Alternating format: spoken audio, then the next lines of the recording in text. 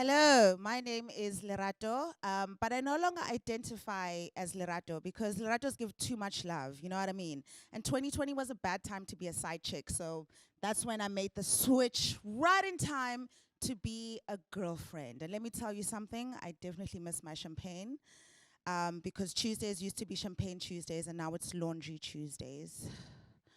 But anyway, I've had a lot of time to think now that I'm a proper adult. And I've been thinking about my childhood, and growing up. And I've come to the conclusion that I was raised by a scammer, specifically my grandmother. And nobody wants to call grannies out. I hope she's not watching this. But my grandmother was a scammer. I was about 15, and she told us to all dress in white and attend a family gathering. When we got there, obviously, we see our grandmother, and she asked us to gather at my uncle's house. Now, he's a wonderful architect, but he's also a drunk with holes in his backyard, literal holes. I think he's preparing for the end of the world or something. Anyway, we get there. An hour later, a bus full of white people comes.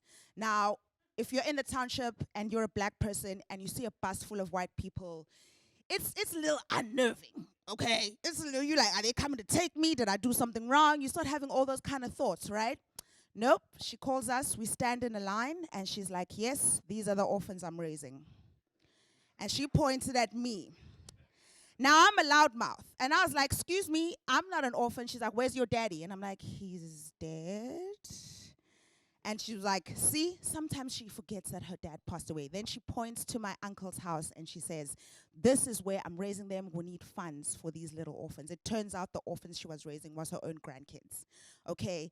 And I've been mad about this for a really long time because, first of all, how do you orphan your own children, But, life is stressful. The cockroaches are out of control. I have to wash dishes 1,000,000 times a day. I don't have money. I'm not going to be a billionaire. I've made peace with that. It's just a lot. So I've decided to join her. Currently, if you are looking for a seat in heaven, if you're not sure if your name is on the book of life, me and my grandmother are selling tickets for 1,000 Rand to get into heaven. The situation is dire, but we got the connect to Jesus. He's been my grandmother's best friend forever. So hit me up on the bottom. I don't know where you're going to find my number, but find me, and it's 1,000 Rand to get into heaven. Thank you.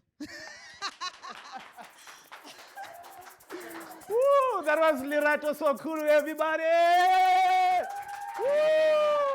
So amazing, man. I think, can I get the details for a ticket because I do want to make my way to heaven. So with church things, we must do it not on camera, you see, because tax evasion.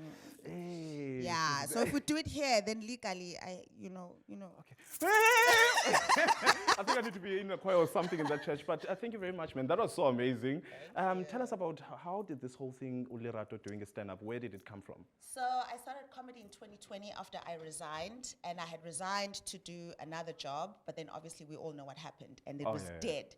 And so I was sitting at home, and to get time by, I would just tell stories to my family. Yes. And then one day it clicked that, hey, maybe I'm a comedian. So it was just before lockdown, got a chance to open for somebody, and it felt so natural. So was it you who actually, it came to you, like, I think I'm very funny, because you'd find some people say, I believe I'm funny, but I don't really think I can do stand-up. I've always been funny in the classroom, in my job. I'm always funny, but now I've just turned it into a career. Oh, nice. Yes. So can you please tell us, because you don't really do, you don't just do comedy, but you're also a voiceover art. You also a voiceover artist. Book me. So tell us about the journey of being a voiceover. So I studied acting at AFDA in 2009, but black don't crack. Yeah. I studied acting, I'm a performer, and so that's how voiceovers come in. Because, I wasn't, acting a lot, so it was just another way for me to earn money, and it's become my base, like it pays the rent, basically. Yes. So TV ads, radio ads, audio books.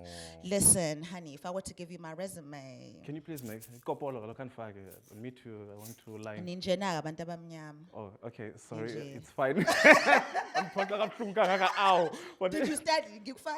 No, it's fine. We can move on. I'll buy the ticket to heaven. But also, do you have Okay, you see, I'm funny also.